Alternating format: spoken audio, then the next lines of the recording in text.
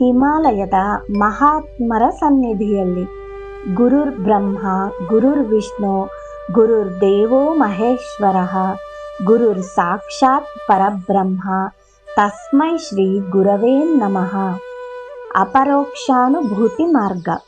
ನನ್ನ ಗುರುಮಾತಾ. ಒಮ್ಮೆ ಮಾತಾಜಿಯನ್ನು ಭೇಟಿ ಮಾಡಲು ಅಸ್ಸಾಮಿಗೆ ಹೋದೆ. ಮಾತಾಜಿ ಮಹಾನ್ ಯೋಗಿನಿ.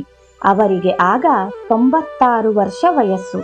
ಕಾಮಖ್ಯ ಎಂದು ಕರೆಯಲ್ಪಡುವ ಒಂದು ಪ್ರಸಿದ್ಧ ಶಕ್ತಿ ದೇವಾಲಯದ ಪಕ್ಕದಲ್ಲೇ ಅವರು ವಾಸ ಇದ್ದದ್ದು. ಪ್ರತಿಯೊಬ್ಬರೂ ಅಲ್ಲಿಗೆ ಹೋಗಬೇಕೆಂದು ಅಪೇಕ್ಷೆ ಪಡುತ್ತಾರೆ. ಆದರೆ ಆ ಸ್ಥಳ ಭಾರತದ ದೂರದ ಮೂಲೆಯಲ್ಲಿರುವುದರಿಂದ ಕೆಲವರಿಗೆ ಮಾತ್ರ ಭೇಟಿ ನೀಡುವುದಕ್ಕೆ ಸಾಧ್ಯವಾಗುತ್ತದೆ. ಕಲ್ಕತ್ತಾದಿಂದ ಗೌಹಾಟಿಗೆ, ಅಲ್ಲಿಂದ ಕಾಲುನಡಿಗೆಯಲ್ಲಿ ಕಾಮಖ್ಯಾಗೆ ಹೋದೆ. ಕತ್ತಲಲ್ಲಿ ಎಡವುತ್ತಾ ಕಾಲ್ಬೆರಳುಗಳಲ್ಲಿ ಗಾಯ ಮಾಡಿಕೊಳ್ಳುತ್ತಾ ಸಂಜೆ ತಡವಾಗಿ ದೇವಸ್ಥಾನವನ್ನು ತಲುಪಿದೆ. ಆಗ ದೇವಸ್ಥಾನದ ಹತ್ತಿರ 3-4 ಚಿಕ್ಕ ಮರದ ಮನೆಗಳಿದ್ದವು. ಪ್ರಸಿದ್ಧ ಯೋಗಿನಿ ಇದ್ದ ಕಟ್ಟಡದ 2ನೇ ಮಹಡಿಯಲ್ಲಿ ಉಳಿಯುವಂತೆ ದೇವಸ್ಥಾನದ ಪೂಜಾರಿ ನನಗೆ ಹೇಳಿದ. ನನ್ನ ಕೊಠಡಿಯಲ್ಲಿ ಅನೇಕ ಕಿಂಡಿಗಳು ಹಾಗೂ ಬಿರುಕುಗಳು ಇದ್ದು ಇವುಗಳ ಮೂಲಕ ಇಲಿಗಳು ಮತ್ತು ಹಾವುಗಳು ಸರಾಗವಾಗಿ ಒಳನುಸುಳಬಹುದಾಗಿತ್ತು. ಅದು ಬಲು ಭಯಂಕರವಾಗಿತ್ತಾದರೂ ನಾನು ಅಸಹಾಯಕನಾಗಿದ್ದೆ. ಅಲ್ಲಿ ಇಲ್ಲಿ ಬಿದ್ದಿದ್ದ ಚಿಂದಿ ಬಟ್ಟೆಯಿಂದ ಕಿಂಡಿಗಳನ್ನು ಮುಚ್ಚಿದೆ. ಆ ಕೊಠಡಿಯಲ್ಲಿ 2 ತಿಂಗಳ ಕಾಲ ಹೇಗೋ ಕಾಲ ಹಾಕಿದೆ. ಪ್ರಾರಂಭದಲ್ಲಿನ ನನ್ನ ಅನುಭವಗಳು ಆಘಾತಕರ ಹಾಗೂ ಆಶ್ಚರ್ಯಕರವಾಗಿದ್ದರೂ ಕೊನೆಗೆ ತುಂಬಾ ಆನಂದಕರವಾಗಿ ಪರಿಣಮಿಸಿದವು. ಈ ಮುದುಕಿ ಹಗಲು ಹೊತ್ತಿನಲ್ಲಿ ಹೊರಕ್ಕೆ ಬರುವುದನ್ನು ನಿಲ್ಲಿಸಿದ 20ನೇ ವರ್ಷ ಅದು. ಆದರೂ ಬೆಳಗ್ಗಿನ 3 ಗಂಟೆಯ ಸಮಯದಲ್ಲಿ ನಿಯತವಾಗಿ ದೇವಸ್ಥಾನಕ್ಕೆ ಭೇಟಿ ನೀಡುತ್ತಿದ್ದಳು. ಮೊದಲು 4 ರಾತ್ರಿಗಳಲ್ಲಿ ನನ್ನ ಕೋಣೆಯೊಳಗೆ ಉಳಿದಿದ್ದೆ.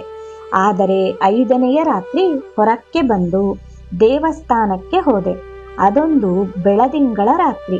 ದೇವಸ್ಥಾನದ ದ್ವಾರದ ಬಳಿಗೆ ತಲುಪಿದಾಗ ಒಳಗೆ ಯಾರೋ ಮಂತ್ರಗಳನ್ನು ಪಠಿಸುತ್ತಿರುವುದು ಕೇಳಿಸುತ್ತಿತ್ತು. ಅದೇ ಮುದುಕಿ ಪಕ್ಕದಲ್ಲೊಂದು ಮಿಣಿಮಿಣಿ ಉರಿಯುವ ಎಣ್ಣೆ ದೀಪವನ್ನು ಇಟ್ಟುಕೊಂಡು ಏಕಾಗಿಯಾಗಿ ಕುಳಿತಿದ್ದಾಳೆ. ಉತ್ತರದ ಕಡೆಯ ದ್ವಾರದ ಹೊರಗೆ ನಾನಿರುವ ಸುಳಿವನ್ನು ಗ್ರಹಿಸಿದ ಆಕೆ ಅತಿ ದೃಢವಾದ ಧ್ವನಿಯಲ್ಲಿ ಕೂಗಿದಳು, ಒಳಗೆ ಬರಬೇಡ, ನಿನ್ನನ್ನು ನೀನು ಕೊಂದುಕೊಳ್ತೀಯ. ನಾನು ದೇವಿ, ಇಲ್ಲಿಂದ ಹೊರಟೋಗು. ಅದನ್ನು ಕೇಳಿ ನಾನು ನಡುಗಿ ಹೋದೆ. ಆದರೆ ಅದೇ ಹೊತ್ತಿನಲ್ಲಿ ಆ ಚಿಕ್ಕ ದೇವಸ್ಥಾನದೊಳಗಡೆ ಏನಾಗುತ್ತಿದೆ ಎಂದು ತಿಳಿಯುವ ಕುತೂಹಲದಲ್ಲಿದ್ದೆ. ನಾನು ಒಳಗೆ ಇಣುಕು ಹಾಕಿದೆ. ಆಕೆ ನನ್ನ ಕಡೆಗೆ ನುಗ್ಗಿ ಬಂದಳು. ಪೂರ್ಣ ಬೆತ್ತಲಿದ್ದ ಆಕೆ ಮೂಳೆಗಳು ತುಂಬಿದ್ದ ಮಿರುಗುವ ಚರ್ಮದ ಚೀಲದಂತಿದ್ದಳು. ಅವಳ ಕಣ್ಣುಗಳು ಅಗ್ನಿಕುಂಡಗಳ ಹಾಗೆ ಮಿನುಗುತ್ತಿದ್ದವು. ಅವಳು, ದೂರ ಹೋಗು, ನಾನೇನು ಮಾಡ್ತಿದ್ದೀನಿ ಅಂತ ನೀನು ಯಾಕೆ ನೋಡ್ತಿದ್ದೀಯಾ ಎಂದು ಅರಚಿದಳು. ಅವಳು ಶಾಂತಳಾಗಬಹುದೆಂಬ ಭಾವನೆಯಿಂದ ಗೌರವ ಹಾಗೂ ಭಯಭರಿತನಾಗಿ ಬಾಗಿದೆ. ಬೆತ್ತದಿಂದ ಹೊಡೆದು ಹೊರಗಟ್ಟಿದಳು. ನನ್ನ ಕೊಠಡಿಗೆ ವಾಪಸಾದೆ. ಮಾರನೆಯ ಬೆಳಗ್ಗೆ ಈ ತಾಯಿ ನನ್ನನ್ನು ತನ್ನ ಕೋಣೆಗೆ ಕರೆದು ಮಾತಾಡತೊಡಗಿದಳು. ನನಗೆ ಆಶೀರ್ವಾದ ಮಾಡಬೇಕು ನಾನು ಬೇಡಿದೆ. ಕೆಲವು ಸೆಕೆಂಡುಗಳ ಕಾಲ ಮೌನವಾಗಿದ್ದು ಆಮೇಲೆ ನನ್ನ ಗುರುಗಳ ಹೊರತಾಗಿ ಯಾರಿಗೂ ಗೊತ್ತಿಲ್ಲದ ನನ್ನ ಅಡ್ಡ ಹೆಸರನ್ನು ಉಚ್ಚರಿಸಿದಳು. ನನ್ನನ್ನು ಸೆಳೆದು ಅಪ್ಪಿ ತನ್ನ ತೊಡೆಯ ಮೇಲಿಟ್ಟುಕೊಂಡಳು. ಆಗ ಏನಾಯಿತೆಂಬುದು ನನಗೆ ತಿಳಿಯದು. 7ನೆಯ ಸ್ವರ್ಗವೆಂಬುದೇನಾದರೂ ಇದ್ದರೆ ನಿಜವಾಗಿ ಹೇಳುತ್ತೇನೆ. ನಾನು ಅಲ್ಲಿದ್ದೆ. ತಲೆ ಸವರಿ ಆಶೀರ್ವದಿಸಿ ಮಾರ್ಗದಲ್ಲಿ ಅನೇಕ ಅಡಚಣೆಗಳು ಬಂದರೂ ಎಲ್ಲದರಿಂದಲೂ ಪಾರಾಗುತ್ತೀಯ. ನನ್ನ ಆಶೀರ್ವಾದದೊಡನೆ ಹೊರಡು ಎಂದು ಅನುಗ್ರಹದ ಮಾತಾಡಿದಳು. ಆಗ ನಾನು ಇನ್ನೂ ಸ್ವಲ್ಪ ಕಾಲ ಇಲ್ಲಿ ಇರಬೇಕು ಎಂದು ಹೇಳಿದೆ. ಸಮ್ಮತಿ ಸಿಕ್ಕಿತು. ಬೆಳಗಿನ ಜಾವ 3 ಗಂಟೆ ವೇಳೆಯಲ್ಲಿ ಒಂಟಿಯಾಗಿ ದೇವಸ್ಥಾನದಲ್ಲಿ ಏನು ಮಾಡ್ತೀರಿ ಎಂದು ನಾನು ಕೇಳಿದೆ. ತಾಯಿ ಹೇಳಿದರು, ಶಕ್ತಿ ಪೂಜೆ ಮಾಡ್ತೇನೆ. ಆ ಹೊತ್ತಿನಲ್ಲಿ ನನ್ನ ಸಮೀಪ ಯಾರೊಬ್ಬರನ್ನು ಇರಗೊಡುವುದಿಲ್ಲ.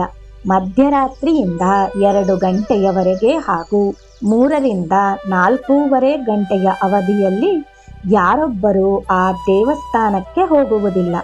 ಪ್ರತಿ ಸಂಜೆ ಅರ್ಧ ಗಂಟೆ ಅವಧಿಯವರೆಗೆ ಜೊತೆಯಲ್ಲಿ ಕುಳಿತುಕೊಳ್ಳಲು ಆಕೆ ಅನುಮತಿ ನೀಡಿದರು. ನಾನು ಅವರ ಮುಂದೆ ಕುಳಿತಾಗ, ನನ್ನ ಗುರುಗಳ ಮುಂದೆ ಕುಳಿತಾಗ ಹೇಗಾಗುತ್ತದೋ ಹಾಗೆಯೇ ನನ್ನ ಇಡೀ ಪ್ರಜ್ಞೆ ಜಾಗೃತವಾಗುತ್ತಿತ್ತು. ಮನಃಪೂರ್ವಕವಾಗಿ ನಾನು ಆಕೆಯನ್ನು ನನ್ನ ಗುರುಮಾತಾ ಎಂದು ಸ್ವೀಕರಿಸಿದೆ. ಕೇಳಬೇಕಾದ ಅನೇಕ ಪ್ರಶ್ನೆಗಳು ನನ್ನಲ್ಲಿ ಇದ್ದುವು. ಆದರೆ ಮೌನವಾಗಿರುವಂತೆ ಆಕೆ ಸೂಚಿಸಿದರು. ಅವರ ಸೂಚನೆಯಂತೆ ನಡೆದುಕೊಂಡೆ. ಮಾತಾಡದೆಯೂ ನನ್ನ ಪ್ರಶ್ನೆಗಳಿಗೆ ಉತ್ತರಗಳನ್ನು ಪಡೆದೆ. ಈ ಮೌನ ಬೇರೆ ಯಾವುದೇ ವಿಧಾನದ ಬೋಧನೆಗಿಂತಲೂ ಹೆಚ್ಚು ಸಂವಹನಶೀಲವಾಗಿತ್ತು. ಅತಿ ಉನ್ನತ ಮಟ್ಟದ ಗುರುಗಳು ಮೌನದ ಮುಖೇನವೇ ತಮ್ಮ ಜ್ಞಾನವನ್ನು ನೀಡುತ್ತಾರೆ.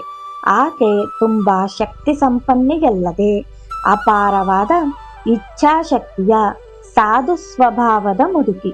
ನಾನು ಗಮನಿಸಿದ್ದೇನೆ. ಆಕೆ ನುಡಿಯುವುದೆಲ್ಲವೂ ನಡೆದಿದೆ. ಯಾರಾದರೂ ಆಕೆಯ ನೆರವನ್ನು ಯಾಚಿಸಿ ಬಂದಾಗ ಆಕೆ ಮಾತನಾಡುತ್ತಿದ್ದುದೇ ಕಡಿಮೆ. ಅದು ಮೊಟಕಾಗಿ, ಹೋಗು, ಅದು ಆಗುತ್ತೆ, ಒಳ್ಳೇದಾಗ್ಲಿ, ದೇವಿನ ಕೇಳಿಕೋ, ಹೀಗೆ ಹೇಳಿ ತನ್ನ ಕೊಠಡಿಗೆ ಹೋಗುತ್ತಿದ್ದರು. ನಾನು ಗುರುಮಾತಾ ಎಂದು ಕರೆದ ಈ ತಾಯಿ ನಿದ್ದೆ ಮಾಡುವುದೇ ಇಲ್ಲ. ಧ್ಯಾನಾವಸ್ಥೆಯಲ್ಲಿಯೇ ಇಡೀ ರಾತ್ರಿ ಕುಳಿತಿರುತ್ತಾರೆ ಎಂದು ತಿಳಿದು ಬಂದು ಆಗ ಬಾಗಿಲ ಬಿರುಕಿನ ಸಂದಿಯಿಂದ ಇಣುಕಿ ನೋಡುತ್ತಾ ಗಮನಿಸತೊಡಗಿದೆ. 3 ದಿನ ಹಗಲು ರಾತ್ರಿ ಅವಲೋಕಿಸಿದೆ. ಆಕೆ ಯಾವತ್ತೂ ನಿದ್ದೆ ಮಾಡಿಲ್ಲ ಎಂಬುದು ನಿಜ ಎಂಬುದನ್ನು ಕಂಡುಕೊಂಡೆ. ಒಂದು ದಿನ ನಾನು ಆಕೆಗೆ ಹೇಳಿದೆ, ಅಮ್ಮ, ನೀವು ಮಲಗಿದರೆ ನಾನು ಮೆಲ್ಲಗೆ ಕಾಲೊತ್ತುತ್ತೇನೆ. ಅದರಿಂದ ಚೆನ್ನಾಗಿ ನಿದ್ರೆ ಮಾಡಲು ನಿಮಗೆ ಸಾಧ್ಯ ಆಗಬಹುದು. ಕಿಲಕಿಲ ನಕ್ಕ ಆಕೆ, ನಿದ್ದೆ ಅದು ನನಗಲ್ಲ. ಆಲಸ್ಯ ಮತ್ತು ಜಡತೆಗಳಿಗೆ ಅತೀತಳು ನಾನು. ನಿದ್ರಾರಹಿತ ರಾತ್ರಿಯನ್ನು ನಾನು ಆಸ್ವಾದಿಸುತ್ತೇನೆ. ಇದಕ್ಕೆ ನಾನು ಮಲಗಲೇಬೇಕಾಗಿಲ್ಲ. ಯೋಗ ನಿದ್ರೆಯನ್ನು ಆಸ್ವಾದಿಸುವವರಿಗೆ ಹಂದಿಗಳ ನಿದ್ರೆ ಯಾಕೆ ಬೇಕು ಎಂದು ಕೇಳಿದರು. ಹಾಗೆಂದರೆ ಏನು ಎಂದು ನಾನು ಕೇಳಿದೆ. ಆಕೆ ಹೇಳಿದರು, ಹಂದಿಗಳು ತಮ್ಮ ಸಾಮರ್ಥ್ಯ ಮೀರಿ ತಿನ್ನುತ್ತವೆ. ಆಮೇಲೆ ಗೊರಕೆ ಹೊಡೆಯುತ್ತಾ ಬಿದ್ದುಕೊಳ್ಳುತ್ತವೆ. ನನಗೆ ಸೋಜಿಕವಾಗುತ್ತದೆ. ಅವುಗಳಿಗೆ ಅಷ್ಟೊಂದು ನಿದ್ರೆ ಮಾಡೋಕೆ ಹೇಗೆ ಸಾಧ್ಯ ಆಗುತ್ತದೆ? ನಿದ್ರೆಯ ಇಡೀ ಅಂಗರಚನೆಯನ್ನು ಆಕೆ ನನಗೆ ವಿವರಿಸಿ ಹೇಳಿದರು.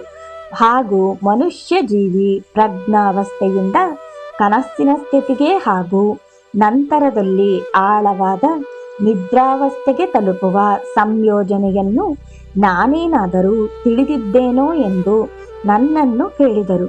ಕರಾರುವಕ್ಕಾದ ಹಾಗೂ ಕ್ರಮಬದ್ಧವಾದ ಉಪದೇಶಗಳನ್ನು ನನಗೆ ನೀಡತೊಡಗಿದರು.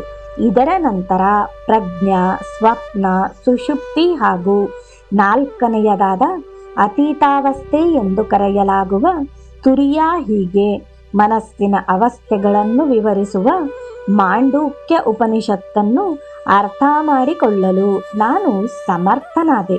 ಉಪನಿಷತ್ತುಗಳಲ್ಲೆಲ್ಲ ಮಾಂಡೂಕ್ಯ ಅತಿ ಮುಖ್ಯ ಹಾಗೂ ಅತಿ ಕ್ಲಿಷ್ಟಕರವಾದುದೆಂದು ಪರಿಗಣಿತವಾಗಿದೆ.